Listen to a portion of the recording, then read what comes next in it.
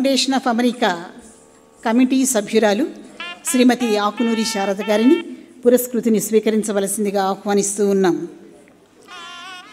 అనేక గాన వేదికలపై గళం విప్పి సుశ్రావ్య గీతాలాపనలు చేస్తున్న ప్రముఖ గాయని, రేడియో దూరదర్శన్ల సంగీత కళాకారిణిగా ఎన్నో లలిత గీతాలను ఆలపించారు ఆకునూరి శారద గారు.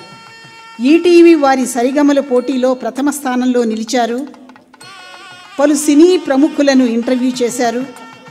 మంచి గాయనిగా మన్ననలు అందుకున్న ఆకునూరి శారద గారు 19వ తానా ద్వైవార్షిక సభలకు కల్చరల్ చైర్మన్గా, నాటా అమెరికన్ తెలంగాణ అసోసియేషన్ మహాసభల్లో సాంస్కృతిక కార్యదర్శిగా ఎంతో విశేషమైన పాత్ర పోషించారు. హోస్టన్ తెలుగు రేడియోలో వ్యాఖ్యాతగాను, అమెరికన్ రేడియోలో తొలిసారిగా పాటల పోటీలను నిర్వహించిన వ్యక్తిగాను ఘనతను దక్కించుకున్నారు. యుఎస్లోని వేదిక్ హెరిటేజ్ స్కూల్లో రామాయణం, భారతం, భాగవతం బోధించే అధ్యాపకురాలిగా సేవలందించారు. గట్టి చప్పట్లు. హూస్టన్ తెలుగు సాంస్కృతిక సమితిలో 2 సంవత్సరాల పాటు అధ్యక్షురాలిగా బాధ్యతలు నిర్వర్తించారు.